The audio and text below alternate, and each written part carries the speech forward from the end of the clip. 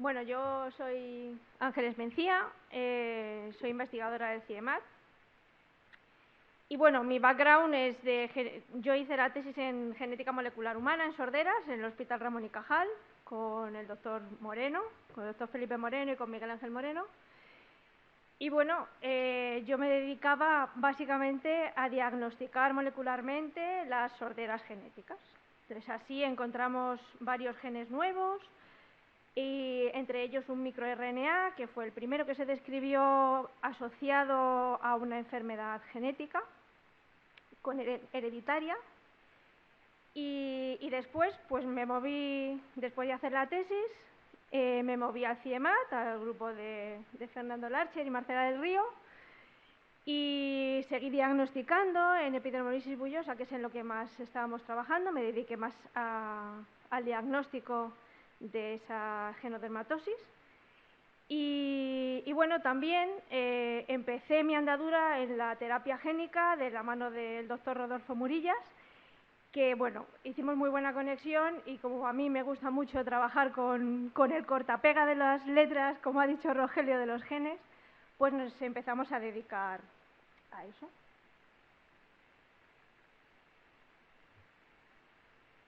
Bueno, esto es un poco lo que ha contado Fernando, que tenemos diferentes formas de abordar la edición de los genes.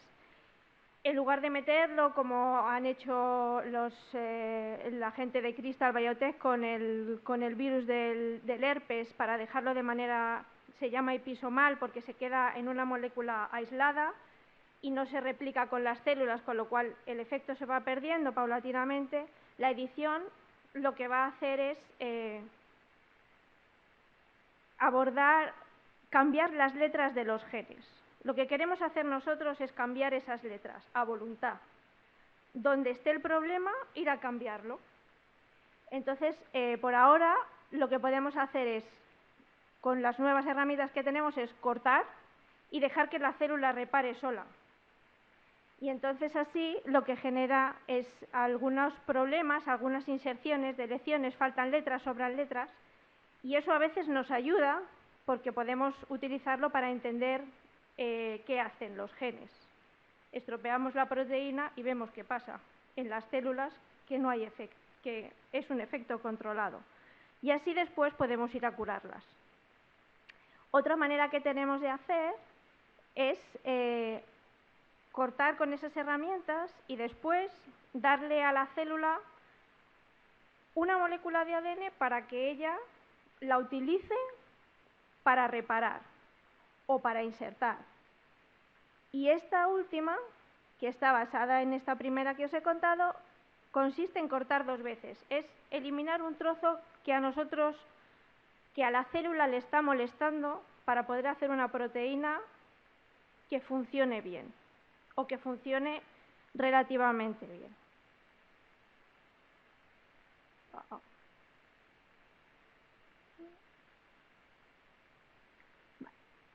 Entonces, os voy a poner el ejemplo de la epidermolisis bullosa, que es lo que nosotros hemos estado trabajando más. Entonces, nosotros cuando empezamos a hacer edición génica con enzimas que nos ayudaran, con nucleasas, para poder cortar los genes, empezamos con unas proteínas que se llamaban talens, que eran muy divertidas de fabricar, pero que eran muy poco eficientes a la hora de conseguir el efecto que nosotros queríamos conseguir. Y luego ya pues vinieron las CRISPRs y lo mejoraron todo muchísimo, porque nos permitían cortar en cualquier sitio, de cualquier manera. El diseño es muy fácil. Se pueden pedir a las casas comerciales que te fabriquen el trozo, te dan la proteína, el trozo de ARN, tú lo ensamblas y ahí lo dejas. Y entonces mejoró muchísimo, no solo esto, o sea, no solo en la eficiencia del corte, sino que también entraba en las células con muchísima eficiencia.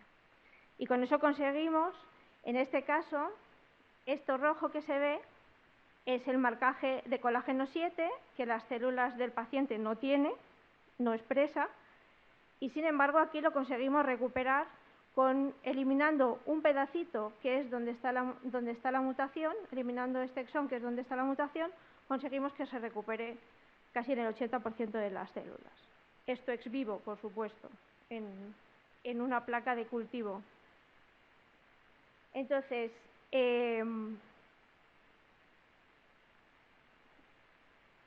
bueno, estos son algunos ejemplos de protocolos terapéuticos experimentales que están basados en CRISPR. Algunos son para la sustitución del gen, que pone aquí HDR, o eliminaciones de fragmentos que están estorbando, como decía, la célula para hacer una proteína que funcione correctamente. Y también, como es nuestro caso, el caso que os acabo de explicar, la eliminación de un exón que contiene una mutación y que está haciendo que el gen no funcione de manera correcta. Entonces yo, como habéis visto hasta ahora, yo he trabajado con epidermolisis bullosa y entonces el caso que os voy a contar de ictiosis a continuación, pues me llegó así un poco como venido del cielo, un poco como de sorpresa, ¿no? Es el síndrome de Netherton, como ya han contado los clínicos, que yo pues ya os digo que me pillé un poco así de colateral, pues tiene una prevalencia de 1 en 200.000 nacidos, es una enfermedad rara, como todos sabéis, porque algunos de vosotros la padecéis, y tiene una incidencia de 1 en 50.000. Es una enfermedad que, pues como ya han contado, cursa con el pelo en bambú y tiene problemas en la piel, pero además tiene otros problemas que son extracutáneos.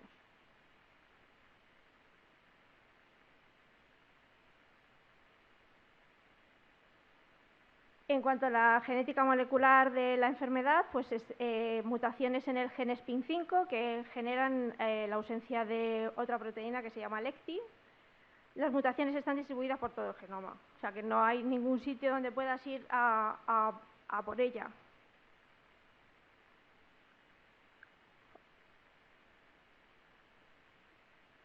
Vale, y esto, bueno, pues es una proteína que lo que ocurre es que la funcionalidad de la proteína es en pedacitos. Sale de la traducción, sale una proteína muy grande que luego se corta en pedacitos que son los que realmente van a funcionar. En la piel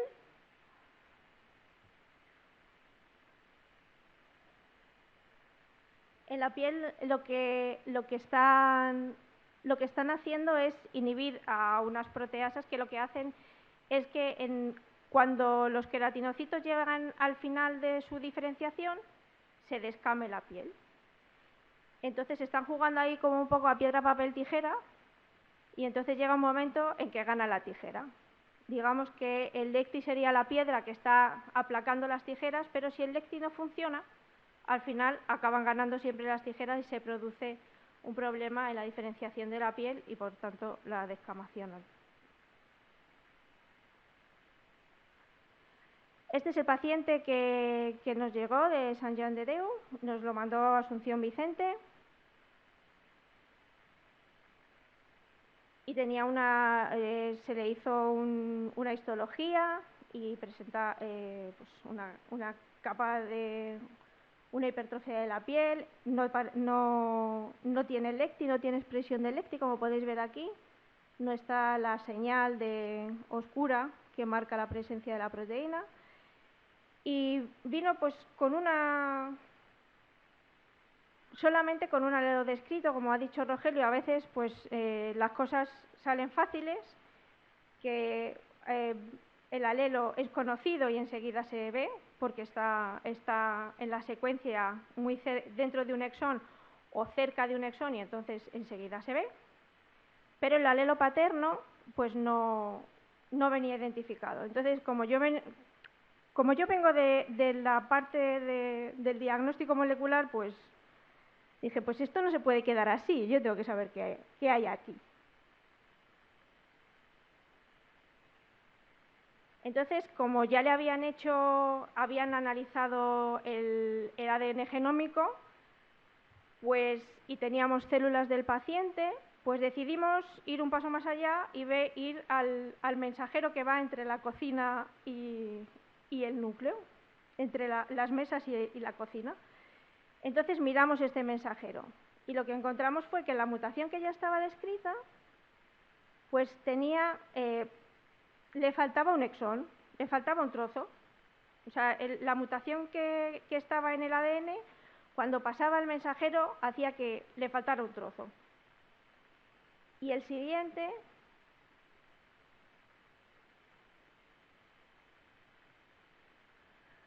no, se ha ido una. El alelo paterno, lo que encontramos fue que tenía un trozo de más. Tenía un trozo de más que no sabíamos, en principio cuando lo vimos, no sabíamos muy bien de dónde venía. No sabíamos esta inserción que había entre un trozo y otro, no estaba previsto que estuviera ahí. Entonces, lo que hicimos fue pues acudir a los libros de instrucciones, que es el ADN. Y entonces, en los libros de instrucciones nos encontramos que este trozo que se había metido ahí era un trozo de un intrón. Los intrones son secuencias que están ahí en medio de unos fragmentos que son los exones, que son los que realmente son importantes para la información a la hora de construir las proteínas. Los intrones contienen otras secuencias y otra información diferente y llevan como unos pequeños códigos para saber dónde tienen que cortar y dónde están las secuencias que son importantes para después unirlas y dar lugar a la proteína.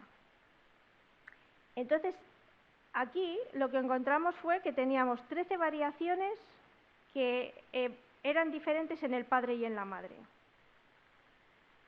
Entonces, claro, hay una de ellas que es la que va a ser importante para que este trocito de esta secuencia de letras se retenga o se meta dentro de la parte que va a dar la proteína. Entonces vimos que, bueno, como ha dicho Rogelio, esta mutación, esta variación era muy poco frecuente. Entonces dijimos, bueno, pues debe ser esta. No fue tan así de fácil. ¿Vale? No lo voy a contar, no voy a entrar en detalle porque es la de Dios. O sea, fue tremendo, de verdad. O sea, os lo digo de verdad. Fue más de un año de hacer experimentación, de cortar trocitos, mutagenizarlos, probarlos y tal. Fue más de un año que pilló la pandemia en medio. Fue muy costoso porque tuvimos que probar a ver qué hacían el resto de cambios. El resto de los 15 cambios los fuimos probando uno a uno con el otro a ver si hacían el mismo que todos juntos, porque no hacían el mismo. Total, qué bueno. Al final decidimos que había otros 2 cambios que hacían que con esos 2 cambios y ya era suficiente como para que se retuviera. El caso es que como había una inserción y nosotros teníamos muy buena experiencia de cortar trozos de genes para arreglar la expresión, pues dijimos, pues lo cortamos. Y ya está. Entonces, ¿qué hicimos? Pues diseñamos 2 guías. Diseñamos 2 guías que flanqueaban ese trozo para eliminarlo de ahí. Y entonces, una vez que se elimine, pues esto ya se arregla, va uno detrás de otro y la proteína feten queda. Entonces, en lugar de la Cas9, que es lo que utiliza todo el mundo, pues para rizar el rizo, pues dijimos, pues vamos a utilizar otra Cas. Y utilizamos esta Cas12, que funciona exactamente igual. Lo que pasa que tiene otra secuencia de reconocimiento, reconoce otras letritas diferentes a la Cas9, pero hace exactamente lo mismo. Corta y la célula lo pega sola. Entonces, estos son los 2 trozos que diseñé. Y entonces, lo que hacemos es, las casas comerciales ya te venden las guías, por un lado te venden las guías y por otro la Cas12. Entonces, la mezclamos en un tubo. Esto que suena así de fácil, luego no es, pero funciona la cosa más complicada, pero bueno. El caso es que tú la mezclas en un tubo, la mezclas con las células, lo metes en este aparato que lo que hace es darle una descarga eléctrica a las células para que entre la proteína, ¿vale? El complejito este de la RNP entra en las células porque le metemos un chispazo de electricidad bastante potente y luego lo que hacemos es cultivarlas, ¿vale? Nosotros las cultivamos, las ponemos en un medio de cultivo, en un incubador a 37 grados, como si estuvieran dentro del cuerpo. Y entonces lo que ocurre dentro de las células es que nuestras proteínas, nuestras nucleasas van a cortar donde nosotros le hemos dicho que tiene que cortar con la guía y en el otro lado. Y entonces corta y repara, ¿vale? Entonces, eso es lo que nosotros suponemos, pero ¿cómo vemos esto? Pues lo que hacemos después es, de la célula sacamos DNA, RNA, que es el mensajero que va de la cocina a las mesas, y la proteína para ver si está o no está y cómo está, si está funcional y está donde tiene que estar. Entonces, cuando cogemos el DNA, lo que hacemos es poner unas moléculas más pequeñitas de DNA para poder hacer muchas copias y poder verlo con nuestros ojos, porque necesitamos verlo con nuestros ojos para comprobarlo. Y esto es lo que nosotros vemos, que es un poco, ¿vale? Aquí lo que vemos es, este gel gris a nosotros nos da mucha alegría. Cuando vemos que aquí hay dos bandas, después de hacer una edición, cuando vemos que hay dos bandas, quiere decir que esta banda es más grande, esta es más pequeña, esta es la que nosotros esperábamos porque quiere decir que hemos cortado un trozo y por eso sale más chiquitita. Entonces en el mensajero tenemos el control de lo que ocurre en el paciente, que está la inserción, el trozo que es de más grande, y entonces cuando lo editamos con la CRISPR, eso desaparece, con lo cual el mensajero está funcionando bien. Y entonces luego tenemos la proteína, que como vemos, en el paciente no está y aquí vuelve a aparecer. Luego la recuperamos. Pero decimos, hemos recuperado la proteína, pero ¿de verdad está donde tiene que estar? Entonces, para comprobar eso, lo que hacemos es lo siguiente. Cogemos las células, los queratinocitos que hemos editado, los cultivamos y formamos un equivalente cutáneo, formamos piel en un pocillo y la trasplantamos en un ratón. Y entonces tomamos muestras para ver qué pasa. Y lo que ocurre es esto. Esta es la piel del paciente y esta es la piel de un control sano. Entonces, no hay presencia de la proteína LECTI, que es la que estamos buscando reparar su expresión. Este es el control wild type, que como veis sí que existe esa expresión. Entonces, cuando lo editamos, lo que ocurre es que el engrosamiento de la piel desaparece, revierte en su mayor parte, y la proteína se expresa exactamente igual desde el mismo punto que en el sano. Todo esto lo hacemos in vitro.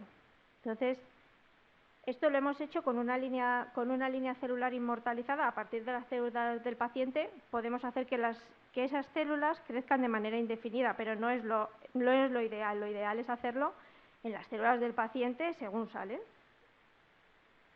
Y eso es lo que hemos hecho aquí. Lo hemos repetido con las células del paciente sin inmortalizar, según salen de la biopsia que nos llega, y entonces conseguimos el mismo efecto. Si veis aquí, la expresión está parcheada. ¿Por qué ocurre esto? Porque la edición no es al 100%.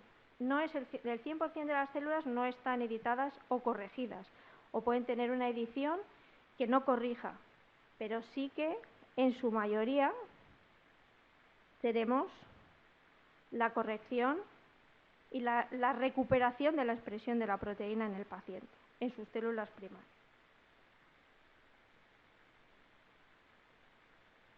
Entonces, para el futuro, pues nosotros, la pena es que se haya ido mi compañera porque tenía pues, los resultados de un artículo que hemos publicado hace poco en epidermolisis bullosa con edición in vivo utilizando adenovirus. Entonces, nuestra idea es pasar al in vivo con estas herramientas en este paciente o buscar otros vectores virales que nos puedan ayudar, o no virales, como nos va a contar nuestra amiga Irene, para poder acceder a la piel, a las capas basales de la piel y poder corregir esos problemas que tienen los genes. Y otro de los proyectos que a mí particularmente me llama mucho la atención es este, que es hacer lo que se llama un knock-in, que es sustituir o introducir dentro del propio gen una copia del gen corregido, del gen wild type, de tal manera que estaría bajo el mismo promotor y se expresaría bien, se expresaría como el propio gen de manera biológica. Y no tengo más nada que decir. Y ya está, no tengo más que contaros hoy.